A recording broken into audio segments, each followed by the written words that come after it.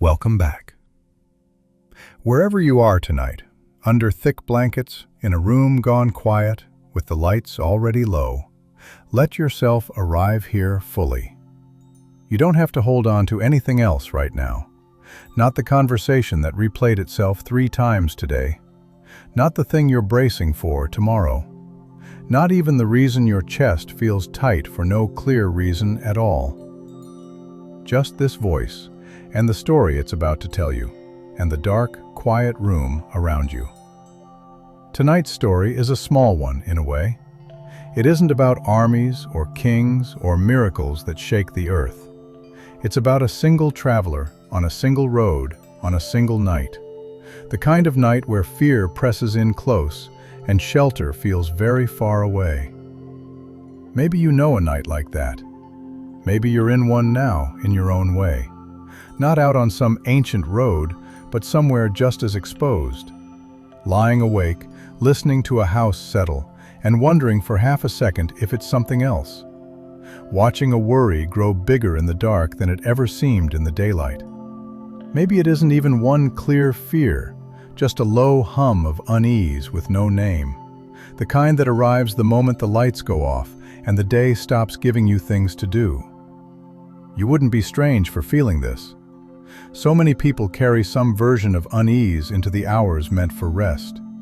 Not always about anything dramatic, sometimes just an old, low current of not quite safe that never fully switches off, even in a locked house, even with people who love you asleep down the hall. If that's you tonight, I want you to know something before the story even begins. There is a shelter built for exactly this. Not one you have to construct yourself, out of willpower or exhaustion or forcing your mind to behave. Not one you have to have earned through some quota of good days. A shelter that was already standing long before you needed it, waiting. This is Psalm 91, one of the oldest songs ever written about safety in the dark, sung long before anyone had electric light or locked doors, back when the dark was simply the dark, and everyone had to decide what to do with their fear of it. Instead of reading it to you the way you might read it from a page, I want to walk you into it tonight, the way the person who first sang it might have lived it. A man on a road, night falling faster than he planned for, and a shelter he didn't build, but simply found, the same way you're allowed to simply find it too, tonight, exactly as you are. Let your eyes close now, if they haven't already. Let your breath slow on its own. You don't need to manage it. Just let it happen the way water settles once you stop stirring it. Nothing is required of you for the next little while except to listen, and to let this be a place you're allowed to rest. Here is where it begins. Picture, if you can, a long road through a wilderness of pale stone and scattered thorn bush, somewhere between one town and the next. The kind of road where houses fall away behind you, and for hours there is only the path, the low hills, and the sky doing its slow work of turning from blue to gold to something deeper. The air still holds the day's heat close to the ground, though it's already beginning to thin and cool at the edges, the way it does once the sun stops actively pouring itself onto the stones. Somewhere behind him, a bird calls the last call of the day and then goes quiet, the way birds do when they've decided the day's business is finished. Ahead, the road keeps unspooling the way roads do, indifferent to whoever happens to be walking them, whatever hour happens to be closing in. A man is walking that road. Nothing marks him as remarkable. Not his sandals, worn thin at the heel. Not his cloak, the color of dust and old grain. Not his pace, which has slowed as the day has worn on.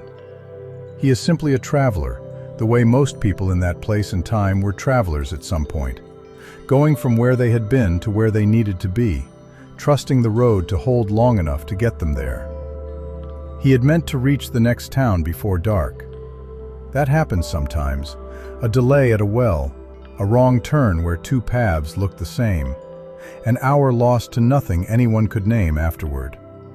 Back at the last well, hours ago, An old woman filling her jars had looked at the sky and then at him and said only, "Not this stretch, not after dark," before turning back to her work as if she'd said all she meant to say. He had thanked her and walked on anyway, the way you do when a warning arrives too early to feel real yet. Now the sun sits low and heavy on the horizon, and the town he was aiming for is still farther than the light will allow. And her words are the only thing keeping him company. You may know this feeling, even if your road looks nothing like his.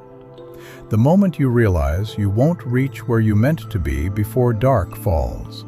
Not on an actual road, but in your day, your week, your plans. The quiet drop in your stomach when you understand that night is coming, whether you're ready for it or not. The traveler stops. He looks at the sky, already deepening to indigo at its eastern edge, the first faint stars appearing like something being remembered rather than lit. He looks at the road ahead and at the low hills on either side, already losing their color to shadow. Something in his chest tightens. Not panic yet, just the quiet, animal awareness that the safety of daylight is ending, and he has no walls built yet to receive him in its place. This is where tonight's real story begins.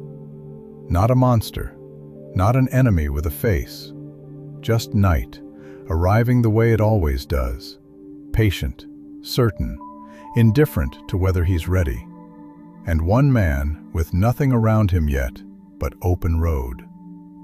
Let's stay with him a while.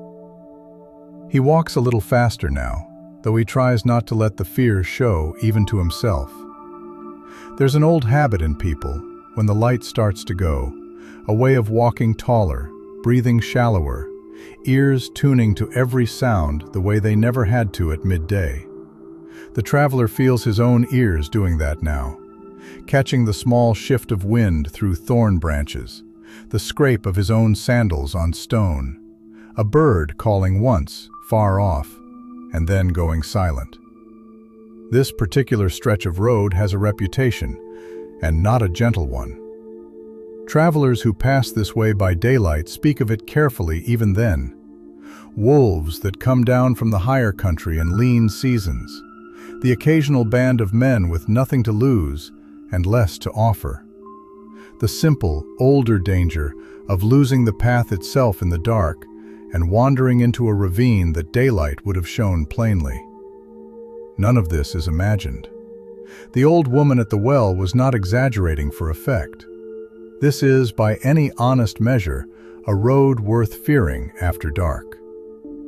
He remembers, the way you remember old, half-forgotten things at exactly the moment you need them. Words someone once told him, an uncle maybe, or a stranger at a fire on some other night like this one. That there is a hidden room in the care of the Most High, and whoever steps into it finds themselves standing in a shadow that nothing hostile can cross. Not a shadow of fear, a shadow of shelter, the particular safety of standing so close to something vast and steady that whatever is hunting you loses its nerve at the doorway. He doesn't know yet if that's true. He only knows he needs it to be tonight, more than he has needed almost anything. The hills begin to close in around the road, and there, where the path bends around a shoulder of rock, he sees it. A shallow cave, more alcove than cave really, cut into the hillside by centuries of wind and old water. Not deep, not hidden from the sky entirely, but it has walls on three sides and a low stone lip across its mouth, and it is, in this darkening world, the closest thing to a room he is likely to find before true night falls. He steps inside. The traveler kneels first, running a hand along the stone floor to be sure of what it's made of. Smooth in places, gritty in others, cool the way stone stays cool long after the sun that warmed it has gone. He finds no den markings, no fresh tracks, nothing that tells him something else has already claimed this space. Only dust, and old dry leaves blown in by some earlier wind, and silence. From the pouch at his side, he takes a small clay lamp and a flask of oil. The kind every traveler carries, more out of habit than hope, the way you might carry an umbrella on a clear day, just in case. His hands are not quite steady as he pours the oil, and it takes him 2 tries with the flint before the wick catches. But it catches. A small flame stands up out of the dark, no larger than a fingertip, and the whole alcove changes with it. Stone that was black, now the color of old honey. Shadows that had felt like open mouths, now simply shadows, ordinary and still. It is such a small light, and yet the traveler feels something in his chest loosen at the sight of it. The particular relief of turning nothing into something, of taking one flame and letting it stand between him and the dark. Outside, the last color drains from the sky. Stars gather thick overhead, more of them than a person ever properly notices, except on nights like this one, when there is nothing else, no lamp of any town, no fire of any camp to compete with them. The wind picks up, moving low through the thorn bush with a sound that could be nothing at all, or could be something. The traveler sits with his back against the stone, cloak pulled close, lamp between his sandaled feet, and waits for the night to finish arriving. Somewhere in that waiting, without quite deciding to, he begins to speak, not loudly, barely above breath, the way people speak when they aren't sure anyone is listening, but need to say the words anyway. He says that he will trust the one who made this hillside and this sky, the way you'd trust the maker of something to also be its keeper. Covered, he whispers, testing the word the way you test ice before stepping onto it. Kept. Not alone out here. He says it the way you say true things at night that feel harder to say by daylight. Not performing faith, just admitting need. The words are not entirely his own, though he has said them enough times over the years that they feel that way now. He first heard something like them a long time ago. He was barely more than a boy, sitting outside the door of his family's house on a different kind of frightening night. The night his father's fever had climbed high enough that his mother stopped pretending everything would be fine by morning. He remembers the specific quality of that fear. Not the fear of something coming from outside, but the worse kind, the fear of something already inside the walls, already close to the people he loved most, with nothing he could do about it, except sit very still and wait for news he didn't want. An old woman from 3 houses down had come by that night, not for any reason he understood then, just to sit for a while on the step beside him, the way old women sometimes do for children they've watched grow up. She hadn't told him his father would live. She hadn't pretended to know that. What she'd said instead, in a voice worn smooth by many years of saying hard things kindly, was that there is a kind of shelter that has nothing to do with walls or good news. A shelter you can step into simply by turning your whole attention toward the one who built it, the way you'd turn your face toward a fire on a cold night, whether or not you yet know how the night will end. It doesn't stop the fever, she'd told him. It doesn't promise you the ending you want. It just means you were never sitting out here as alone as it felt. He hadn't fully believed her that night. He had been 12 and frightened, and mostly what he remembers is not her words exactly, but the fact that she stayed, that someone had noticed a boy sitting alone with a fear too big for him and had come to sit inside it with him, rather than simply telling him from a distance to stop being afraid. His father lived, in the end, though it took the better part of a season. He remembers the particular morning the fever finally broke. His mother's hand pressed briefly over her own mouth before she let herself cry. The sound of his father's voice, hoarse but recognizably his own again, asking for water. He hadn't thought, in that moment of relief, to credit any shelter or any old woman's words. Relief like that simply arrives, wearing no one's name. It was only later, once the fear had faded enough to let him think clearly again, that he understood what those words had actually done for him. Not healed his father, not shortened the fever by a single hour, but kept him, the frightened boy on the step, from having to sit through that particular darkness with nothing beside him at all. And the old woman's words stayed with him longer than the fever did. Not as a magic phrase that fixed things, but as something closer to a habit he'd built, slowly, over every frightened night since. To turn toward that same shelter, and to say some version of her words back to himself, whether or not he felt them working in the moment he said them. Sitting now in a stone alcove decades later, an old fear again pressing close, he understands something about that night he didn't understand then. The shelter was never about removing the fever, or the fear, or the sound on the hillside. It was about not carrying any of it entirely alone, and about a kind of presence, patient enough to sit on the step beside a frightened child, or beside a frightened man in a cave, for as long as the fear takes to loosen its grip. He thinks, too, of how many times since that night he has become the one sitting on someone else's step, a younger cousin frightened before a journey, a neighbor keeping vigil beside a sick husband, a boy much like he once was, needing not answers but company. He never set out to become someone who offers that kind of shelter to others. It simply happened, the way habits do, once you've been given something enough times to recognize it as worth giving away. The old woman likely never knew how far her handful of words on a doorstep would travel. Through him, and through whoever he has since sat beside, and now tonight, into a stone alcove she never lived to see. This is, he thinks, some of what shelter is actually for. Not only to be received once and kept privately, but to be passed on, hand to hand, doorstep to alcove, one frightened person at a time, across more years than any single act of kindness seems like it should be able to reach. But the night is not finished testing him yet.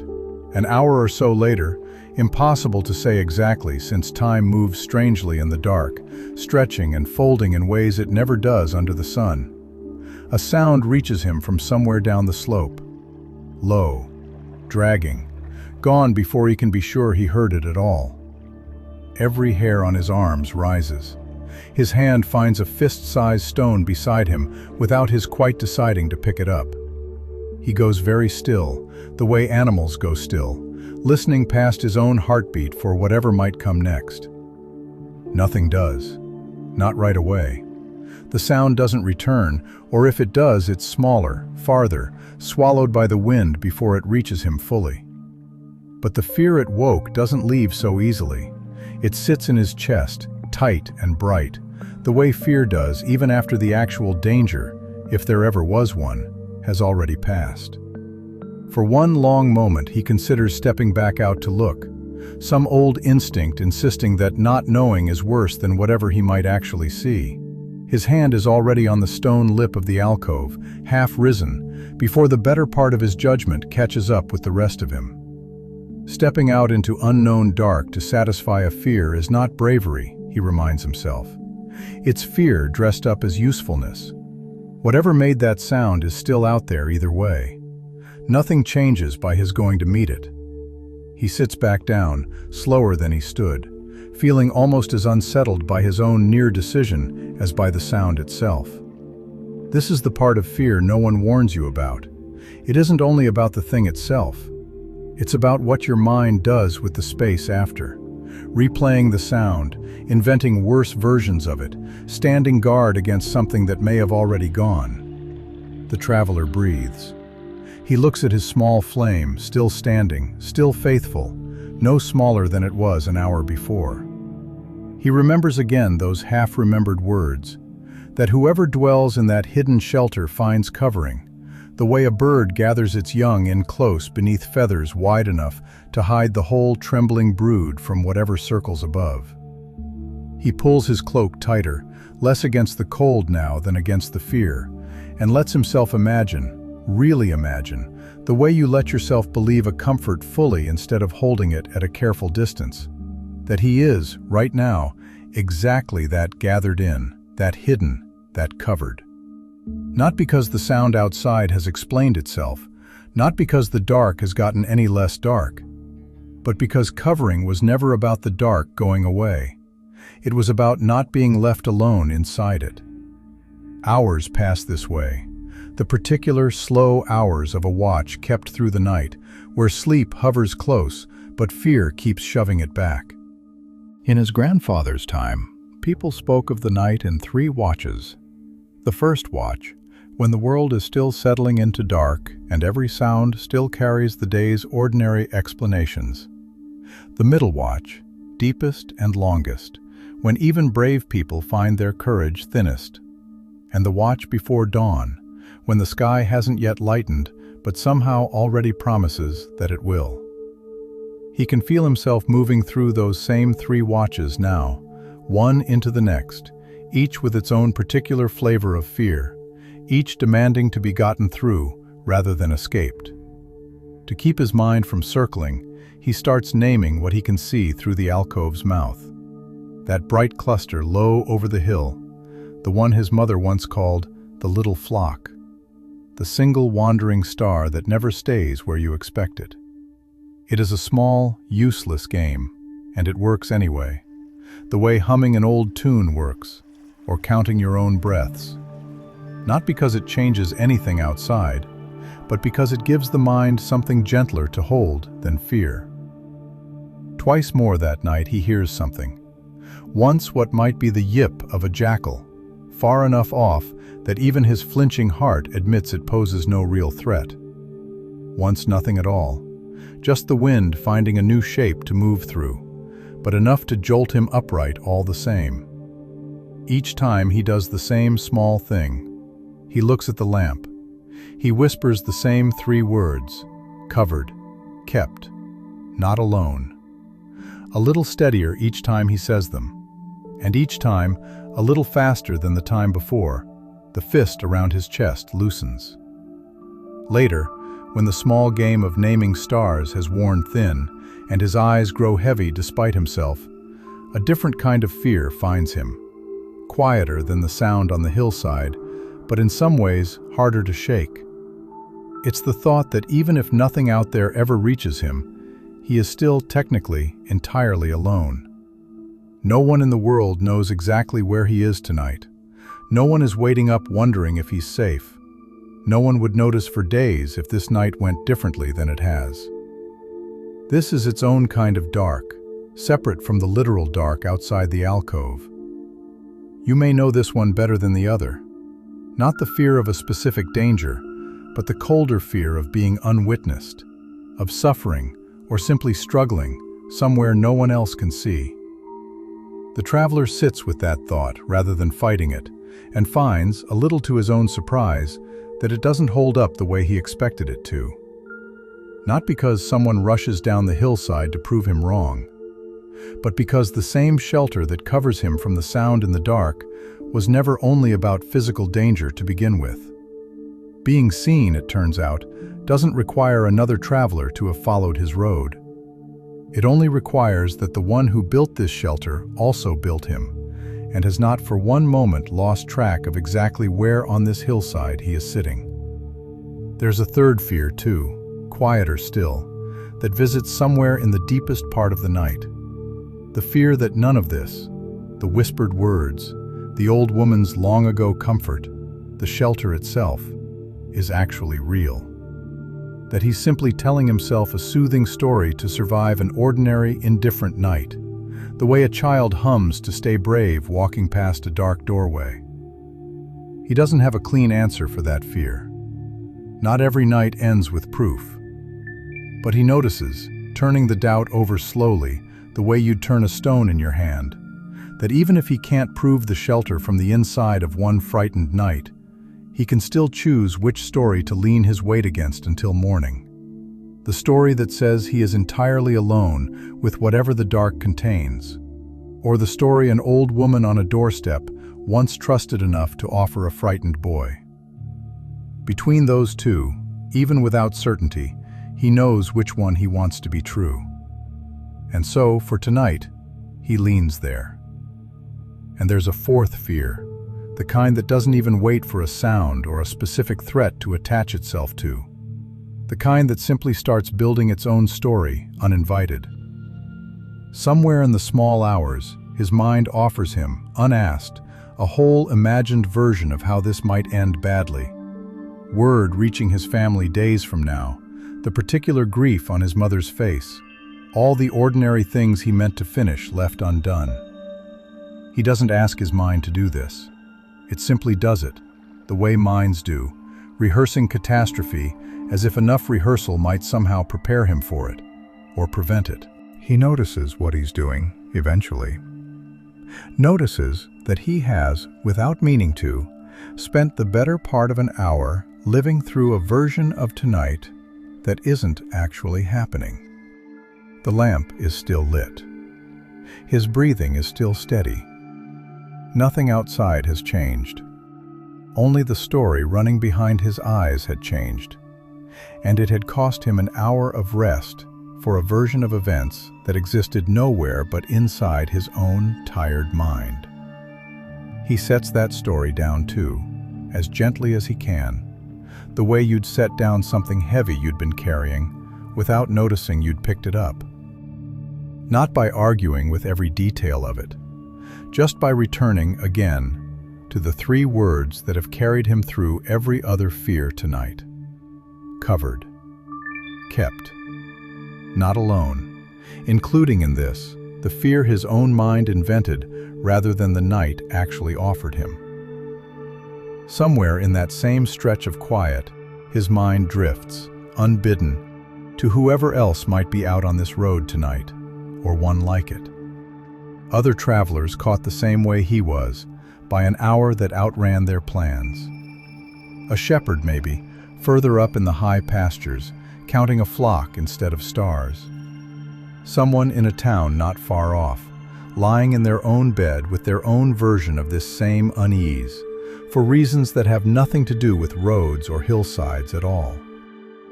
A mother, perhaps, sitting up with a child who won't settle, for no reason either of them could fully explain.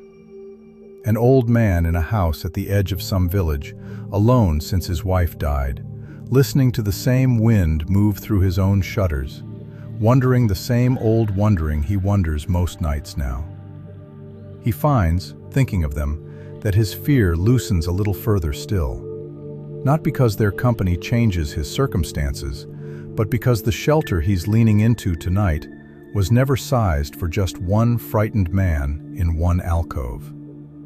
Whatever holds him holds them too, wherever their own dark has found them. This is not a story where the danger turns out to have been imaginary all along, and he laughs at himself for worrying. Nights like this are real. The road he walked was real, and the animals that hunt along it after dark are real. And somewhere out in that wide dark, on other nights, other travelers have met real harm. This isn't a promise that nothing difficult ever happens to anyone. It's something quieter, and in its way larger.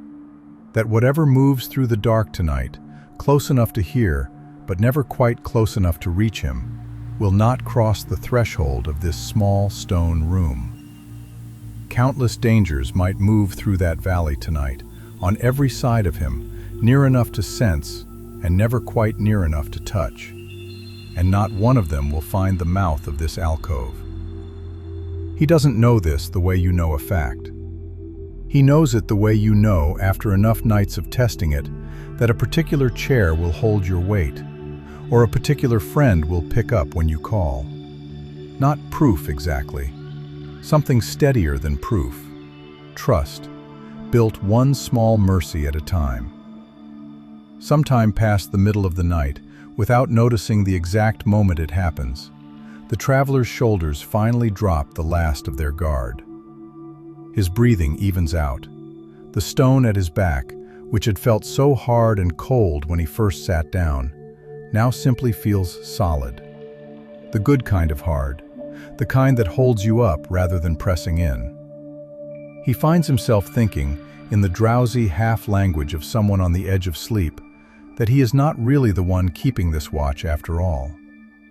That somewhere above the reach of his small lamp, unseen and unhurried, something has been standing guard this whole time. The way a parent sits up the hall from a child's room, close enough to hear anything, near enough that the child never actually has to lie awake wondering if they're alone. He imagines, just before sleep finally takes him, shapes at the mouth of the alcove. Not frightening ones, nothing with teeth or claws, just a stillness with intention to it. A watching that asks nothing of him except to rest. Every part of tonight, he thinks, drowsily. Even the frightened part, even this narrow stone room, is somehow being tended. And not only the parts of a life that go smoothly. The lamp burns low but does not go out. The traveler sleeps. When he wakes, it's to a gray, then gold, seeping in along the edge of the alcove. The particular light of a morning that has decided, gently and without ceremony, to simply arrive. Somewhere outside, a bird begins the tentative, testing call birds make before they commit fully to morning song. And then another answers it, and within a few minutes the whole hillside seems to be waking up around him, indifferent to how long a night he's just survived. The air smells different than it did at dusk, cooler still, but carrying something green and mineral that only shows itself at this particular hour, before the sun has had a chance to burn it away. His neck is stiff from sleeping upright. His lamp has gone dark, its oil spent sometime in the night, but he doesn't remember it going out, and somehow that doesn't frighten him now the way it would have hours before. He steps out from under the stone lip into the widening light, and looks back at the ground around the alcove's mouth, half from curiosity, half from something he doesn't examine too closely. There, in the softened dust, are tracks. Something large passed this way in the night. A big cat by the shape of it, the kind that could have ended his story quite differently. Moving along the base of the rocks, close enough that its path crossed almost within arm's reach of where he slept. It never turned in. Whatever brought it near that alcove in the dark did not bring it inside. The traveler stands there a long moment, looking at those tracks, feeling something shift in his chest that is bigger than relief. Not luck. He no longer quite believes that word fits what happened here. Something walked close enough to end him, in a night full of real and reasonable fears, and did not. He picks up his emptied lamp, tucks it back into his pouch, and finds that his legs, when he starts walking again, feel different than they did the evening before. Not because the road ahead is any less long, or the world any less full of things that could still go wrong, but because he walked through one entire night that fear told him he might not survive. And on the other side of it, morning came anyway, ordinary and gold, and entirely his to walk into. The road that day is not free of its own dangers either.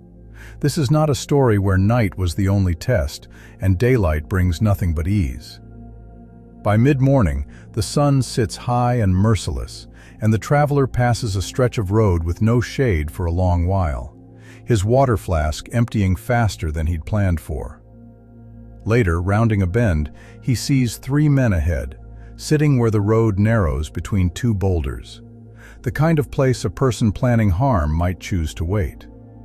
His pulse quickens the way it did the night before, the same old fear finding a new hour to visit in. He doesn't know, walking toward them, how this will go. He only knows, now, in a way he didn't before last night, what to do with the fear itself. Not to pretend it isn't there, but to keep walking anyway. The same 3 words ready under his breath. Covered, kept, not alone. For a dozen steps, his mind runs ahead of him, building the version of this where the boulders mark an ending rather than a rest stop. He keeps walking anyway, not because the fear isn't real, but because turning back would only mean another night on this same road, and this fear, at least, is one he can walk toward and let resolve itself either way. The men, it turns out, are simply resting, traders by the look of their packs, glad of the shade the boulders offer, and mostly indifferent to one more traveler passing by. They nod. He nods back. The road continues. This is worth noticing. The shelter that held through the terror of night did not stop being useful once the sun came up. The particular danger he feared by day never fully arrived, but the fear of it had been just as real, walking toward those boulders, as the fear of the sound on the hillside had been the night before. And the same 3 words had carried him through both. By late afternoon, the town comes into view at last. Walls the color of the surrounding hills, smoke rising thin from cooking fires, the particular relief of seeing a gate that means people, water, a roof. At the well inside the gate, a woman filling jars glances up at him, dust-covered, clearly having walked further than a day should require, and asks, not unkindly, whether he came through the pass alone. "I did," he tells her. "But not really alone," he adds, half to himself, and doesn't try to explain what he means by it. She nods anyway, the way people sometimes do when they recognize something true even without the details, and points him toward an inn with a low fire and a room to spare. That night, for the first time in 2 days, he sleeps behind an actual door, on an actual floor, with no lamp needed to hold back the dark. But he finds himself, oddly, missing the small flame from the alcove a little. Not the fear that made it necessary, but the particular closeness of trusting something that small to be enough. He falls asleep anyway, the same 3 words trailing after him even here, safe, indoors, needing them less and meaning them just as much. He doesn't know yet how many more nights like this one lie ahead of him, or how many more stretches of road with boulders and strangers and no shade. He only knows now, in a way he didn't the evening before, what to do with the ones that come. Find whatever shelter is near, however small. Light whatever lamp he has, however faint. And trust. Not blindly, not without fear, but honestly, the way you trust something you've tested and found steady. That he is being watched over even when, especially when, he cannot see by whom.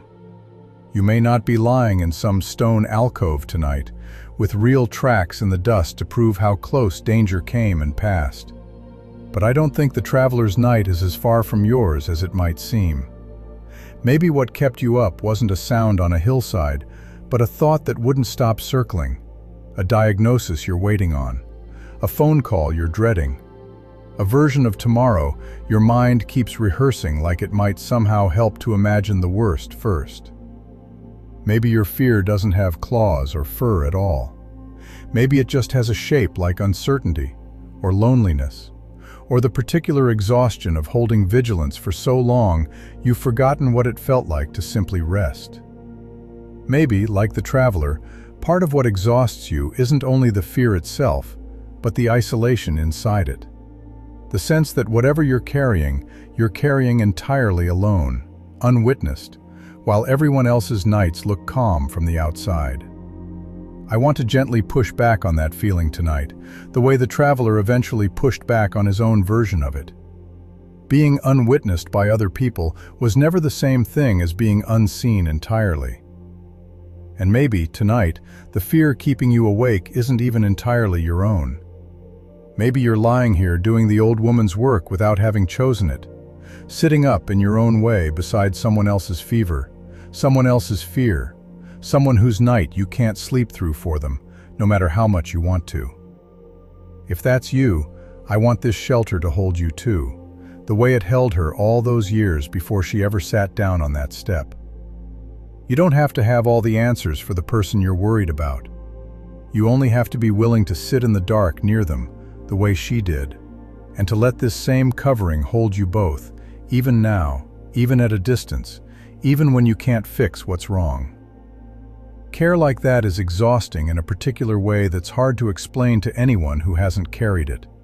The vigilance of loving someone through something you can't control. Tonight, let yourself set even that watch down for a few hours. The shelter doesn't only cover the person you're worried about. It was always sized to cover you too, sitting up beside them, however far away beside happens to be tonight. And maybe, like him, your fear doesn't only show up at night. Maybe it also meets you at your own version of those two boulders in the road.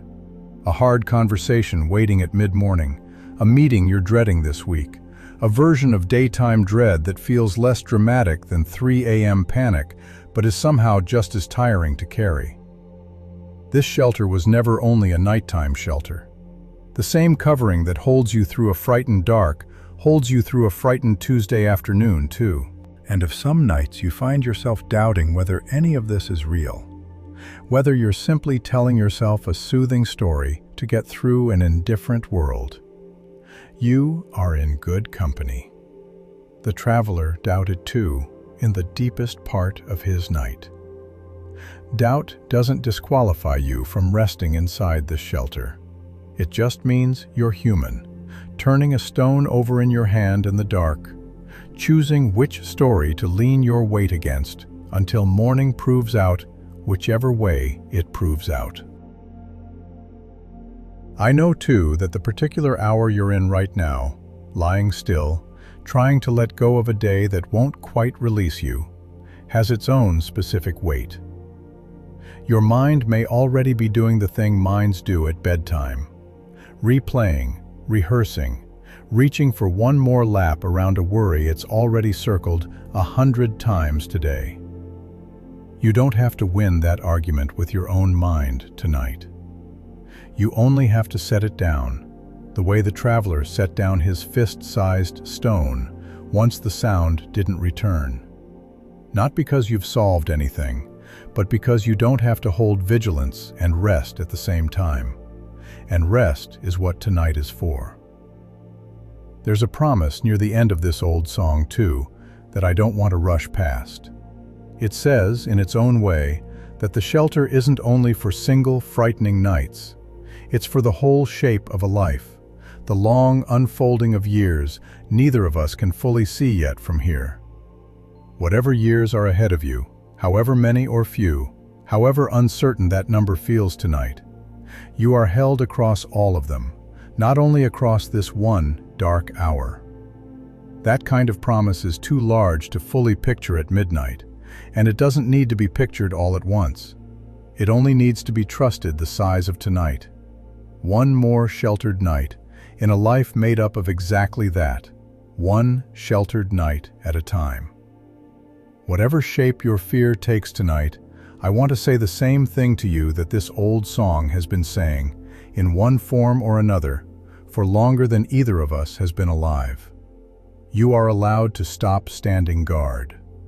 Not because nothing out there is real, not because every fear you carry is imagined or exaggerated, but because the same shelter that held one weary traveler on one frightening night long ago is not a shelter that closed its doors when his story ended.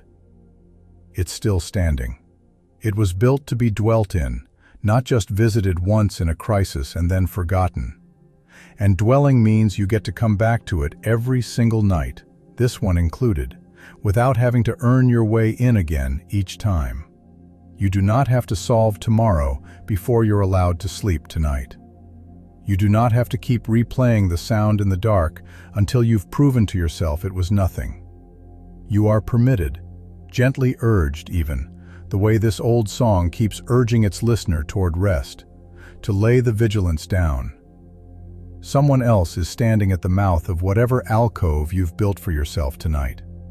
Someone who does not grow tired keeping watch, who is not too divided among other travelers on other roads to notice you, whose whole attention can somehow, impossibly, hold you fully without holding anyone else less.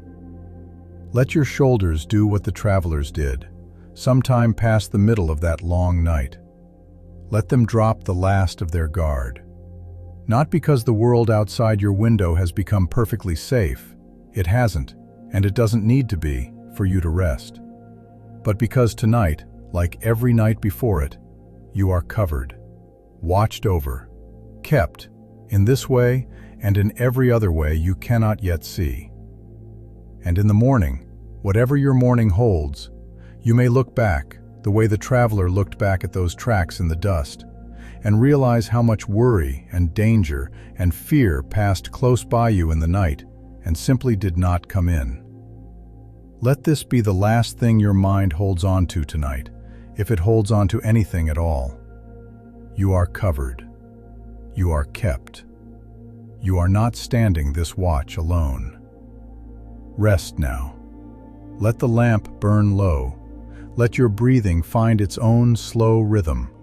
Let whatever fear walked with you into this evening simply stay outside the door tonight, unable to cross the threshold of the shelter that was always quietly waiting for you. Whatever watch of the night you're in right now, the first, still settling, the middle, where courage always runs thinnest, or the last, already leaning toward morning, you don't have to keep it standing on your own 2 feet. Let it be kept for you.